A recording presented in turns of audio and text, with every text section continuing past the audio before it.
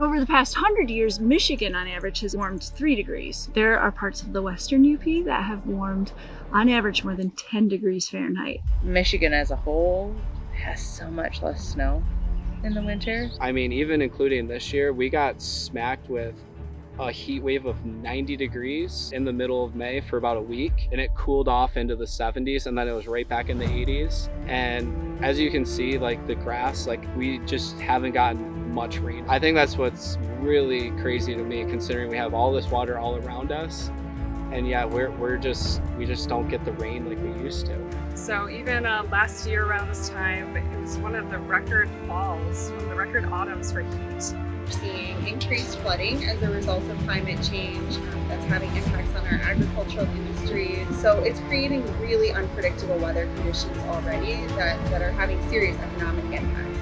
Line 5 is only going to continue to worsen that. We had huge amount of ice on 2 occasions over the last 10 years, but the last 2 or 3 years has been minimal shore ice. We are going to continue to see a forest species change. Over 30 years ago, when the very first report of the Intergovernmental Panel on Climate Change came out to alert the public that man-made carbon emissions were making a significant contribution into the greenhouse effect in the atmosphere, causing global warming. At the time, the CO2 concentration in the atmosphere was about 375 particles per million. Today it is 420 particles per million. The data and statistics are out there. We know that humans are the driver to exacerbating climate change. And a lot of the times it is so easy to focus on the doomsday approach, like drought, wildfires, rapidly melting ice sheets. But with climate change education, we can shift that narrative. There are tangible and innovative solutions to climate change, and it's our goal to instill hope and optimism back into the community.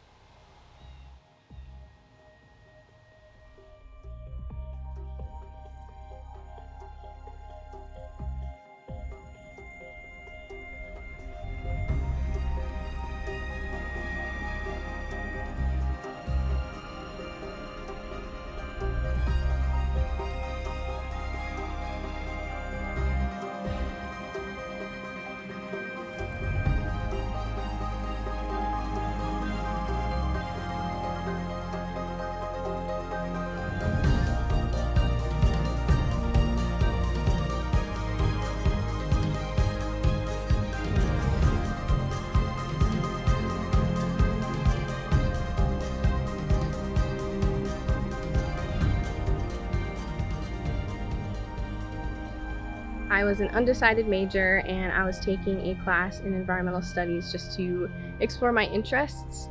I first heard about climate change and environmental justice in this class, and I remember thinking to myself, like, why aren't we doing more about this? And this is so serious, like, we need to take action right now, which is how I got into pursuing meaningful solutions to climate change and pursuing that as a career. My name is Leah Anderson, and I'm a graduate research assistant for the Climate Change Education Solutions Network. I graduated from Grand Valley in 2020 with a dual degree in environmental studies and geography, and an emphasis in climate change, adaptation, mitigation, and resiliency. The goal of Climate Sisu was to move away from the doomsday narrative when talking about climate change. The network was eager to find solution-based messages that resonate and connect with an audience rather than incite fear. We spent the summer traveling to different areas in Michigan to hear stories and personal accounts from educators, local citizens, community partners, and more who are passionate about climate change advocacy and spreading hope. Our first stop was in Traverse City and Suttons Bay.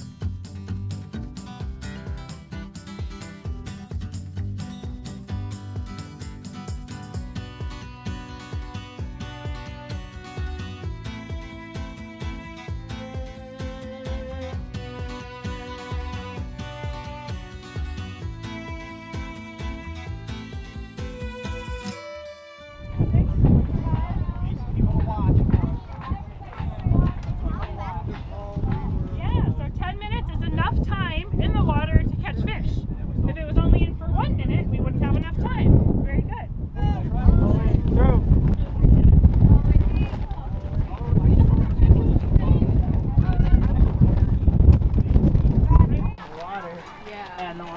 volatile and erosive, and the wetlands doing those ecosystem services for summer, for protection, for all those things.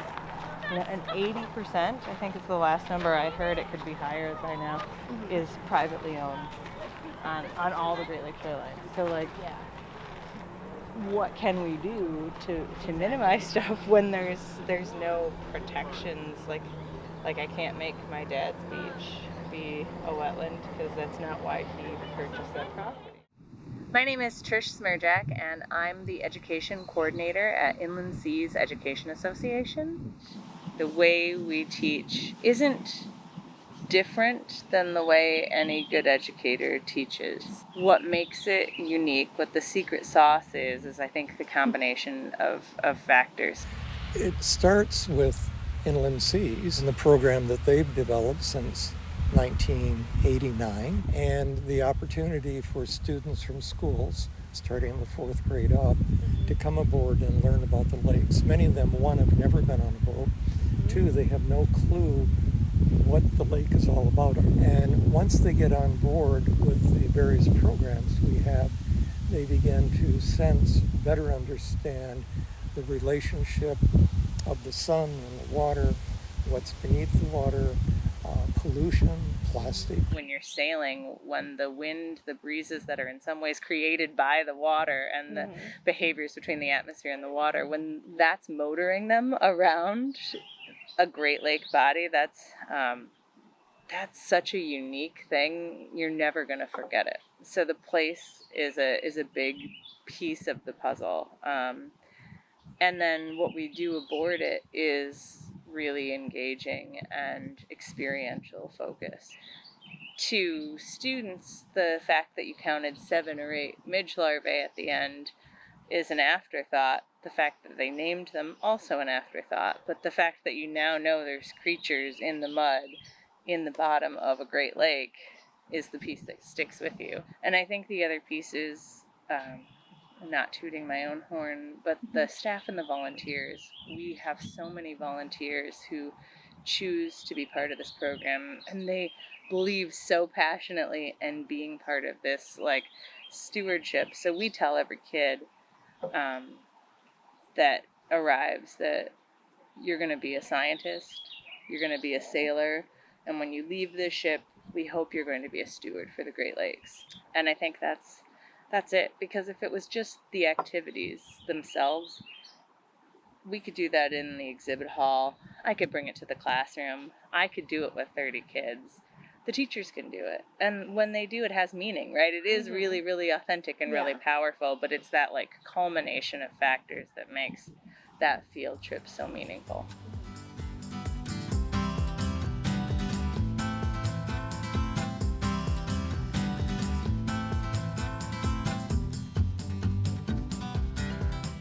And Michigan has just started making some amazing red wines.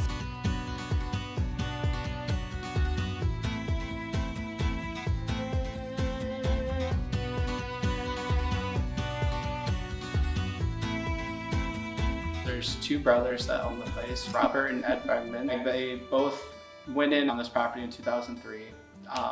And just slowly but surely, this actually used to be peaches here, and slowly but surely they started adding vines into this vineyard, just depending on what would grow well.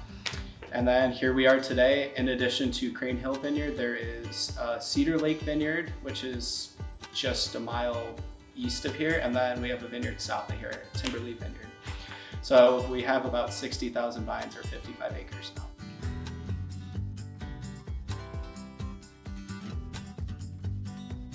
My name is Ryan Topke, and I am the assistant winemaker for Bregman Brothers.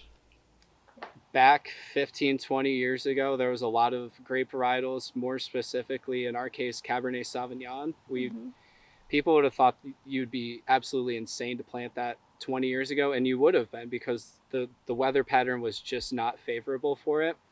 Whereas there was a plot of, planted maybe 5 years ago, just test your vines to see if it would work, and it worked, and doubled down on it. And then we created, I think it was about 7 acres just of Cab Sauv, and that is really going to help us set us apart. Like, that is a red grape that a lot of people know, And it's been cool to see how many different grape varietals are able to grow up here. Sauvignon Blanc was one that somebody planted maybe 15 years ago, and people said they were crazy to plant Sauvignon Blanc, and that just blossomed, and now everybody has Sauvignon Blanc, or at least some sort of form of it now up here.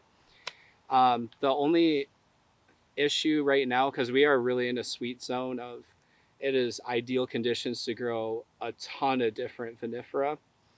But the issue that we actually ran into last year is the seasons are longer, which is good because it allows grapes like Cabernet Sauvignon to ripen. However, you need temperature control because especially for reds, there's a cold soak period, which is where you basically just crush the grapes and it's just the juice sitting on grape skins and seeds. And that's for the reds, and that's what gives it the tannins and all the phenolics that you're looking for. And last year, it was when we picked our Pinot Noir, it was still in the 80s, which is ideal conditions for fermentation. And next thing you know, we had a wild ferment on our hands, which as a winemaker, you don't like because you can't control it. We were able to correct it and it all went fine and dandy, but it's one of those things where we're investing in temperature control things so we can control those sort of outside factors of it just being hotter outside. So that I would say that's really the only negative of it, but everything else has just been a positive. You know, Michigan, we're on the come up, and I think people are really starting to see that Michigan does great wine and it is a viable region.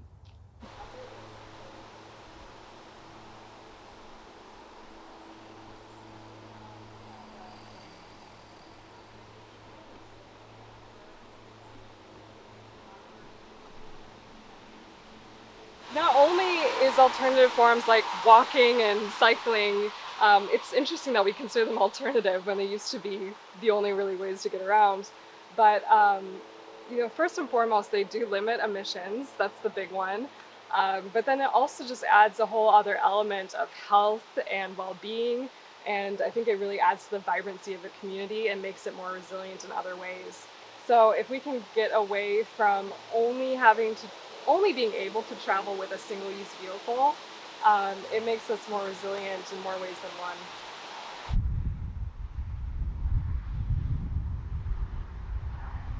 I'm the Transportation Program Manager at Groundworks Center for Resilient Communities. Transportation in the United States accounts for the largest percentage of greenhouse gas emissions. So at Groundwork, one of the big things that we are advocating for is a passenger train system to Northwest Michigan. So we would really like to connect Northern Michigan to the rest of the state. Currently, there are a few different Amtrak lines in the southern parts of the state that connect really into Chicago and Detroit, but those are really just catering those markets. We would like to see a transportation system that's built for Michiganders, right? For people in Michigan and to connect our towns.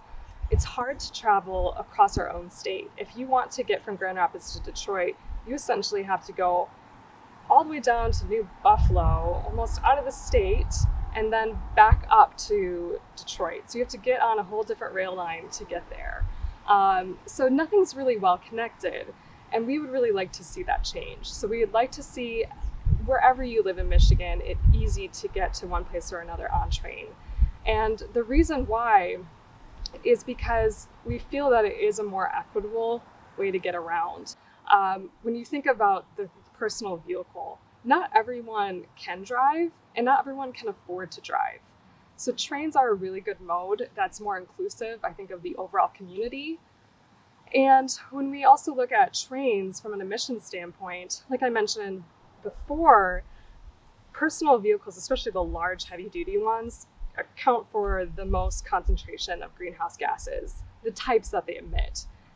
From the large vehicles, I think it goes down to aviation after that, then smaller personal vehicles, and then after that, I think you might have buses. At the very bottom of emissions are trains, because they're so efficient in moving lots of people at one time. I don't remember exactly who said it, but there was an urban planner that talked about how the things that we need to do to make our cities attractive for people maybe fleeing areas of other climate stressors. If we want to make our cities attractive, in the future, it's the same things that we need to do to make them more equitable, sustainable, and productive. And it kind of reminds me of this older cartoon about climate change and how, it's this person that stands up in front of the crowd and says, well, what if climate change isn't real and we change the world for better for no reason, right? So, what if we do all this work for nothing and we make it a better place? That's kind of how I think about it, right? So the things that we need to do to make our communities more sustainable and resilient in the face of climate are things that would be better for all of us in the end anyways. Typically, those communities end up being more walkable, bikeable, and I would argue that those are the places that people want to be anyways.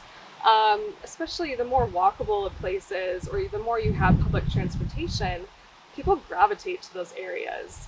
And because they're attracted and feel comfortable in those spaces, they also then end up spending more money, right? So then you have a more productive community economically, which then attracts more businesses. And I would also say that having those spaces that are comfortable for people to gather and mingle, in the end, that creates more connections with people, which is something I think we're in desperate need of. The governor set a deadline of yesterday to shut it down, but at this hour, oil is still running through Line 5. This is not just an up north issue. The people in the Straits are not the only ones affected by this. It's a statewide issue, and frankly, it's a regional issue. The Bad River Band of Lake Superior Chippewa Indians in northern Wisconsin has filed the lawsuit. The tribe says this litigation follows a failed multi-year mediation process with Enbridge. But Enbridge is also saying that Line 5 is operating safely, reliably, and in compliance with the law. The state of Michigan has never presented any concrete evidence to suggest otherwise. I'm the Climate and Environment Program Director for Groundwork Center for Resilient Communities. As the Michigan Climate Action Network, with that hat on, we have commissioned an expert study for the Public Service Commission case that looks at what the impacts of Line 5 are on climate change specifically. And continued operation of the dual pipelines would result in about 27 million metric tons of carbon being emitted for over the projected life of the pipeline. So that's about the equivalent of 10 coal-fired power plants. So it's a huge impact. The economic costs have been projected at about $41 billion from 2027 to 2070. So, not only dire environmental consequences, but also really serious economic impacts that are projected for the region if we don't act, to shut down the pipeline and really start to embrace a clean energy economy. So recently, the Public Service Commission made a ruling that Enbridge would need to provide more documentation about the safety of the existing dual pipelines, as well as the tunnel proposal, and essentially have said that Enbridge has failed to prove that the tunnel proposal is safe, along with that continued operation. And so they need to address things like, potential explosion risks that have been outlined by experts, damage to cultural resources for the tribe. There are a number of pieces here that really remain unanswered, and every day that goes by, this is a looming threat to the Great Lakes and really to our regional economy. So Groundwork has been really involved in working to shut down Line 5 in a number of different ways. As I said at the beginning, we are a managing partner of two different entities, so we have kind of different tactics that we apply depending on which organization we're representing. So for example, for the Great Lakes Business Network, we are really engaged in getting businesses involved in the Line 5 fight and in shaping the public narrative. So we work with our partners at National Wildlife Federation to do all sorts of different actions, whether they are targeting state, federal legislators, whether it's targeting the Biden administration, seeking things like a presidential revocation of the presidential permit to shut down Line 5.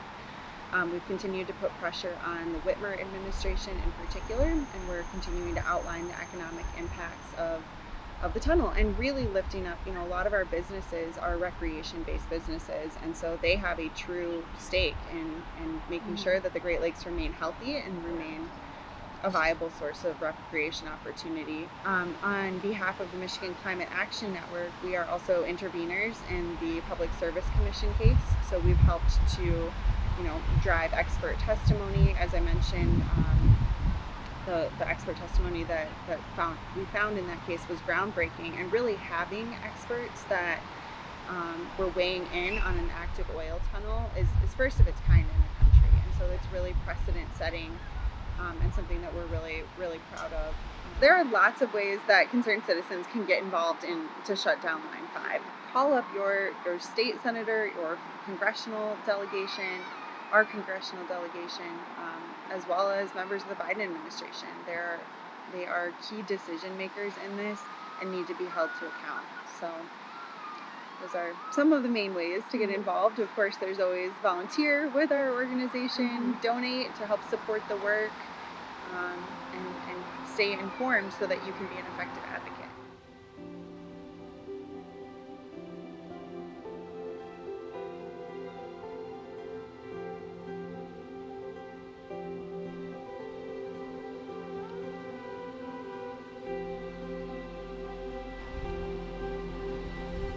You seem very isolated growing up in the UP, but it's actually kind of like a blessing in disguise because you are surrounded by the nature out here. And I think having that accessibility to nature really kind of like grew this deep-rooted love for protecting the environment around me. And I love it so much in the UP that I wanted to take that elsewhere and protect other areas as well.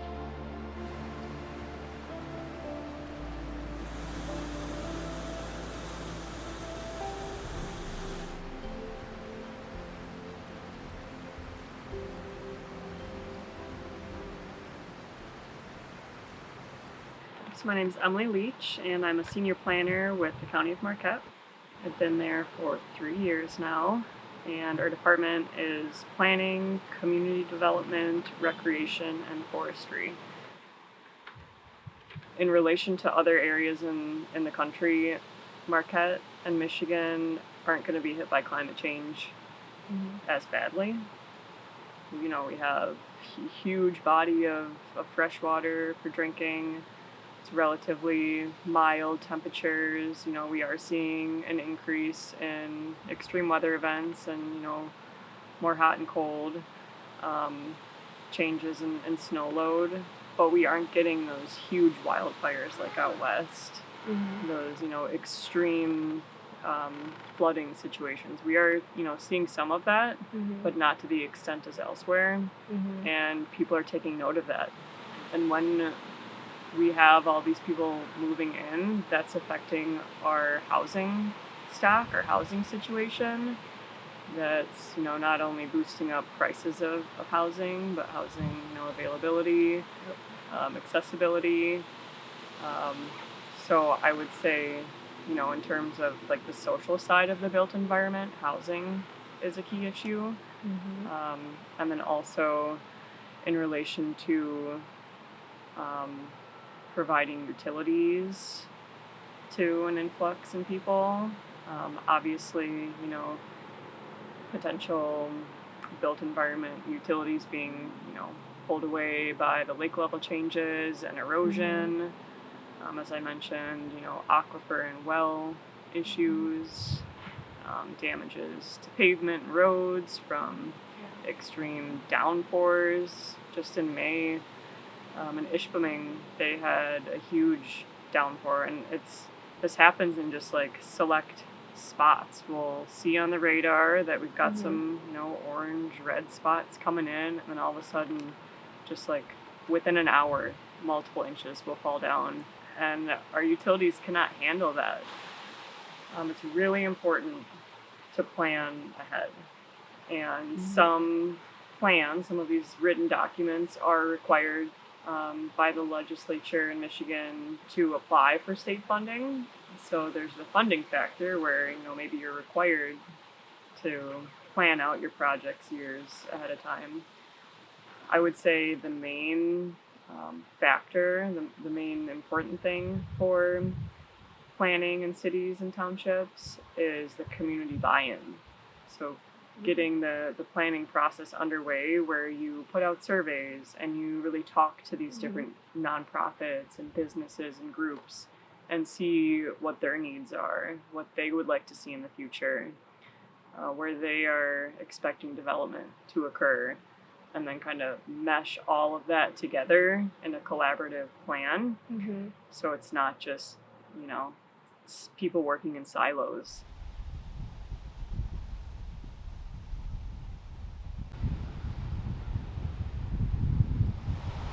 So as our climate changes and we start to see changes in our ecosystem types, people are going to need to adapt and overcome. And that's, as an organization, what we're trying to help foster is an adaptation to what's ahead of us for communities, environments, and people. When I came to Marquette as a student at Northern Michigan University, I was lucky enough to meet the program manager for the GLCC at the time and worked the summers as a crew member and later a crew leader. So I got to see and learn firsthand how to do ecosystem or project site restorations and conservation work, and really get my foot in the door of this career field of environmental work. So I think our organization's a great opportunity to gain experience, get paid doing it. And honestly, I had a blast working the summers, camping almost every weeknight somewhere new each week. It's just something that I look back on and really appreciate the opportunity that I had. This summer we had 8 crews and almost 40 seasonal staff that worked in all 15 counties of the Upper Peninsula doing conservation, restoration, and recreation work. So in less than a decade, our crews have built and maintained over 300 miles of trail. We've planted over 80,000 trees, more than 250,000 plugs of native wildflowers, and improved habitat in 2,500 acres of the Upper Peninsula. So over the years, it starts to add up. In the early 1980s, I was a subscriber to Science News magazine, and there was a tiny article that was described some research work that a fellow had been doing for many years, and it was simply his report that this population of butterflies that he had been studying for decades had moved 20 miles north over that period of time. And I was the systems guy at the time, and still am, and that caused me to think, well, why would a population of butterflies move? And the only thing I could think of was their habitat moved. They were following the habitat. And why would a habitat move? Well, I wasn't into habitat. I wasn't sure about that. But an obvious activity was their food supply had moved. And that got me to looking for why would that happen? And there were some early suggestions that, well, maybe the temperature's getting warmer down there. Maybe it's something to do with that. They're moving up to a higher elevation and just moving north where it's a little cooler. And so that's been on the back of my mind since then. And then when we first heard about the climate reality training, we both applied, and we both got accepted, and we went. And it's easy to say things are life-changing. The training is life-changing. Absolutely was. This is our major exhibit for going to events. What we have found is that with only the two of us, and people want to talk, we are engaged. But we needed some other way for people to be able to walk through an exhibit and kind of self-train.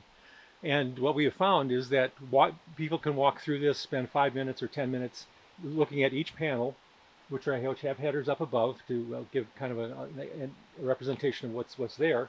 Nobody walks through this without finding something astonishing, and that's what we were looking for, and we did that. Luckily, climate science is wonderful. It is. It's a fascinating subject when it's not scary as hell, and so we tried not to be scary here. This is all stuff that should generate hope, and that's why we did it. And we think it's paid off. We think we have done more than our share. But that tells us, frankly, if we're at the point of saying that we need to do more. And I'm not sure how that's going to happen, but if we can't wait for somebody else to do it.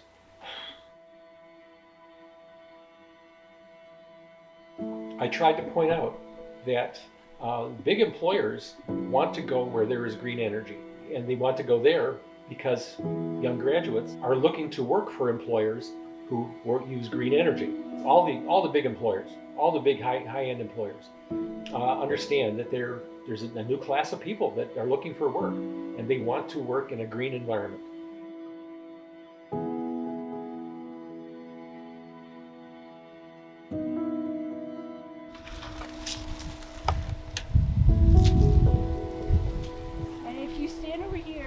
Their flight path is in front. You can almost smell the honey in the boxes, and you can hear the energy, hear the buzzing. I took a beekeeping class at Did Grand you Valley. really? Awesome. Yeah, so we got to take it out and everything. Yeah. That was really cool. I'm Jess Thompson. I teach in the College of Business. My specialty is sustainable business and climate change communication. My training really was in environmental conflict resolution and science communication, and I've been able to use that in different areas. I've taught in a College of Engineering, a College of Arts and Sciences, a College of Natural Resources, but I will say it has been really rewarding teaching in a College of Business, where I'm not just preaching to the choir, but I'm actually seeing students who take these ideas out into the real world and make them part of their business plan, or take them to their employers and say, hey, where's our sustainability agenda? What is our priority? And so seeing that and how quickly business can be a force for good has been really empowering and honestly surprising, because I spent a lot of time doing advocacy and policy and law work. So to be in this space at this point in my career, I'm really jazzed. So one of my projects was with the National Park Service and the U.S. Fish and Wildlife Refuges, and really played with what do visitors want to hear? So if you're visiting a place that you love and you're seeing impacts of climate change, how much can we tell you before you get totally bummed out and hit despair? So what we've found, and other research for decades prior can confirm this, but doom and gloom messages don't work, fear appeals don't work, and then thick science language and jargon doesn't work either. So right off the bat, we're losing a lot of things that otherwise would be persuasive appeals. And what we do find to work are messages that are empowering, solutions-oriented messages, not just blind hope and faith, but a lot of messages that connect to what the audience cares about in particular, what their values are. And so you can look across the political spectrum, you can look across socioeconomic divides, and you can start to see that there's a way to connect the issue with almost everything that someone cares about. So if you're really concerned about the economy, you can talk about how, the green stocks are outperforming a standard portfolio, and it's almost 2-to-1 today. Stepping aside from the fear and the doom and gloom and really saying, yeah, but there are all these great things we can do. We can tread a lot lighter on the planet and actually have a really good time. We can bike to the library and get ice cream on the way back and make a day of it instead of piling in the gas guzzler and driving and idling. So I think there are ways to slow down and have important conversations with your kids, whether they're your students or your cousins, nieces, nephews, or your own actual children, and give them an opportunity to feel empowered and know that it's not, the whole burden is not going to be on their hands, because there are people out there doing what they can. And then the first question my kids have is, okay, what are they doing, and how can I join in? And again, it's that solutions focused.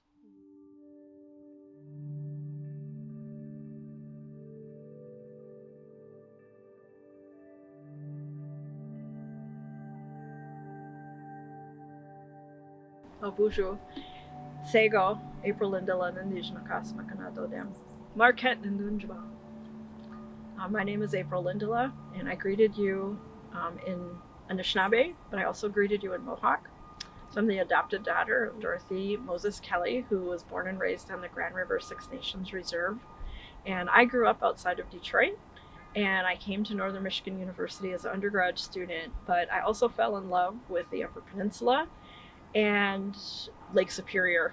I think because of my love for this place and Lake Superior, but also because of my growing up with a Native mom and going to powwows and attending cultural gatherings and family gatherings, I was also very interested in finding other Native students on campus.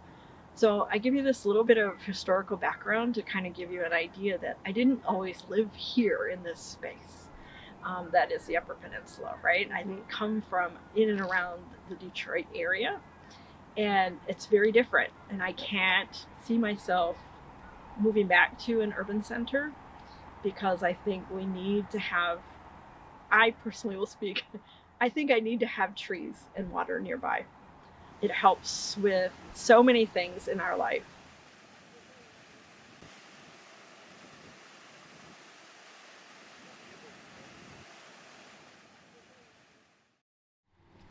But again, what I was trying to, my thoughts about it were with the sign and with things like this. This is our way to establish visible presence on the campus in the face of other visible markers that we have to navigate around us. So this is our, you can see the 4 colors. So this is reflective of what's called an Anishinaabe medicine wheel. We always start in the east, so that yellow is the beginning. Then we'll go to the south, which is our red. Then we'll go to the west, which is black, and then to the north, which is white. Each one of those colors has a deep meaning. Each one of those directions have a deep meaning. What we wanted to do with those directions was to insert our statement, our official land acknowledgement statement. And we've done so in the English language. We've done so in Braille. We've done so in Anishinaabe using English alphabet letters. But we've also, the North has it in the syllabics, which is the symbols that make up the Anishinaabe alphabet and the sounds of the alphabet. So this was dedicated last October for our Indigenous Peoples Day celebration. We had 200 people plus surrounding here. We had a drum, we had community members, we had faculty, staff, students. And seeing that, like, I had to pause because I was parked up here, and I paused and just saw this sea of color, and the one thing I noticed was, you see I'm wearing this ribbon skirt today. I hadn't seen so many ribbon skirts walk across campus that I had on that day. And it was such a visually powerful, moving experience for me, because these are symbols of Indigenous resurgence in their own way. Yes, they're fabric and ribbon, but they tell a story. And for us as women to be connected to that water, these ribbon skirts are connected to that water. And so being able to see that was very powerful for me.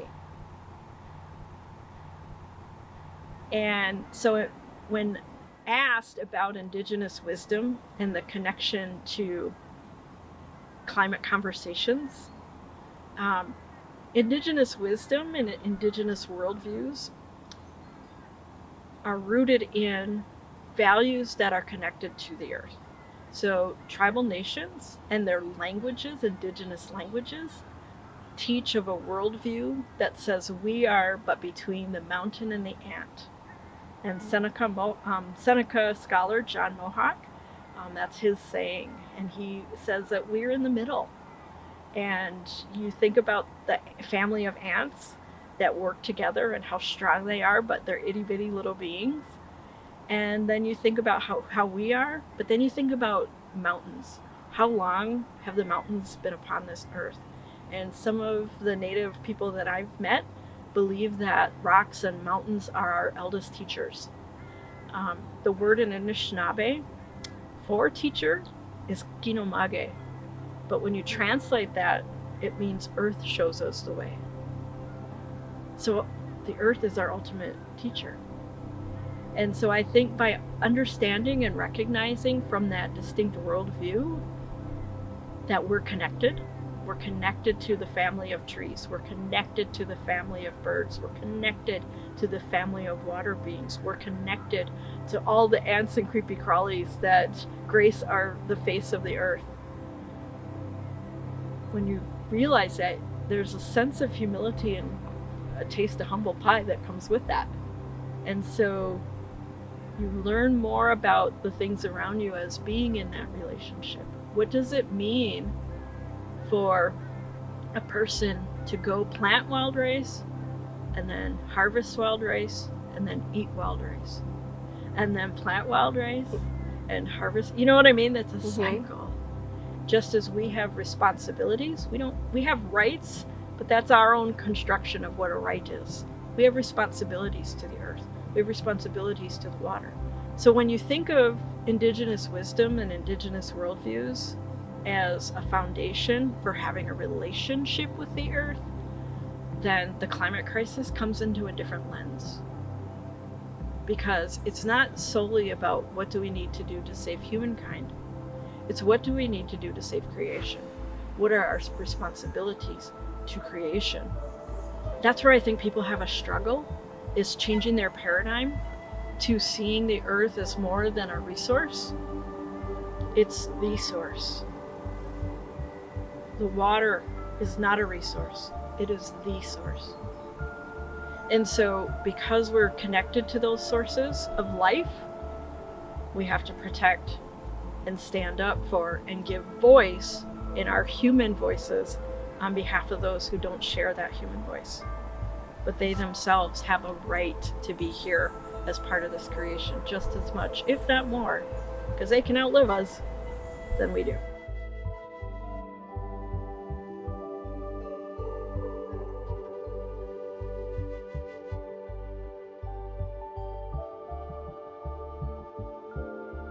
My name is Elena Lubimtseva, and I'm a professor of geography and sustainable planning at Grand Valley State University and a co-founder of the Climate Change Education Solutions Network.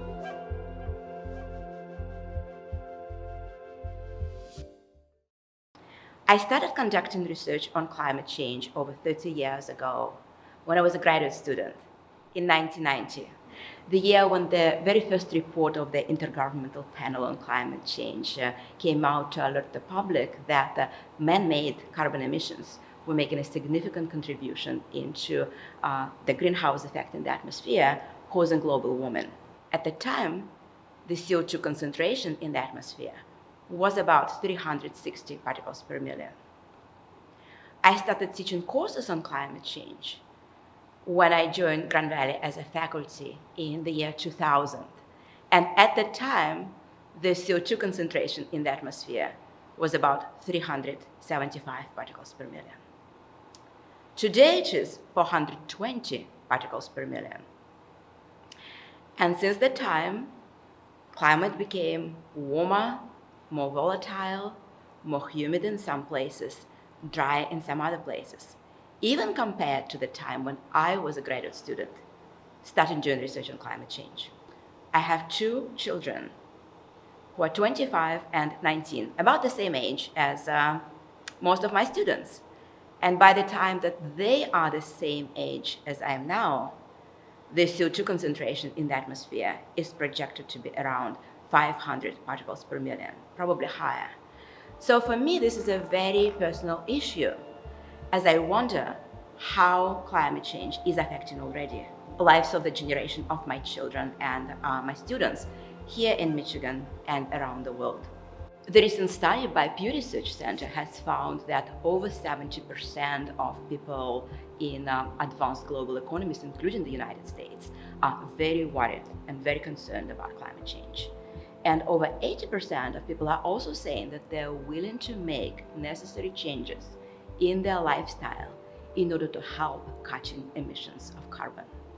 Over 77% of American people are saying that our schools must teach children about climate change.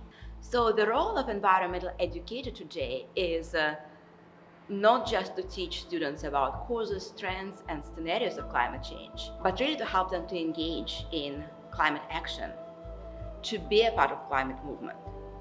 Not only to understand the problem of climate change, but to know how to be a part of its solution. The solutions come in many different forms, starting with the need to cut our man-made carbon emissions, but also climate change adaptation, community preparedness, and of course, climate change education. Outdoor education, I think, is an equalizer. The minute you step outside, I find if you scaffold it properly, behavioral issues tend to disappear because you're moving and you're learning and you're not forced to like sit and be in a space, and you're being, surprised by the little floating fuzzies that are passing you by, distracted in good ways, right? And asking questions then. And I think to demystify it or to take away fear that might surround it, you have to be in it, right? And you have to have those things taken away, because you can't care about something if you're afraid of it or if you don't see it connected to you. And once you connect people to a local outdoor space, they want to protect it. They see the value in it. They've studied it, and now they know it has value.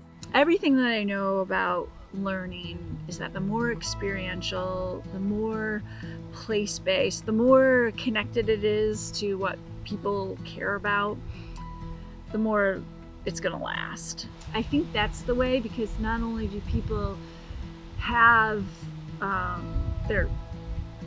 all their senses engaged, they're more likely to take a souvenir from that moment that is lasting. Our teachers, whether they have PhDs, whether they have teaching certificates, whatever that may be within a Eurocentric lens, many of them do not have an understanding of that need to switch paradigms in centering the earth as core to all lessons that need to be shared.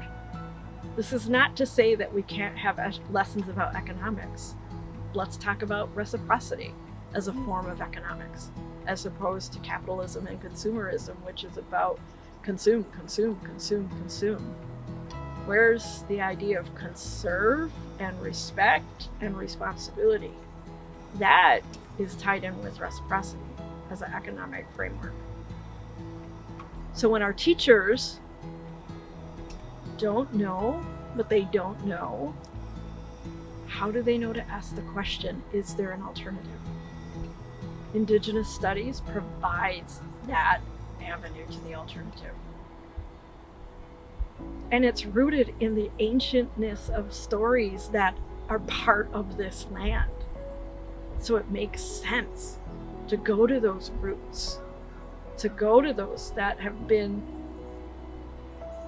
here first and ask, we need help, because our planet and all of creation is in crisis. As far as anybody who's a climate denier, a climate crisis denier, those are distractions that our planet doesn't have time for. And Indigenous people who are culturally connected, especially those connected to the language, they know this. And so they move forward regardless.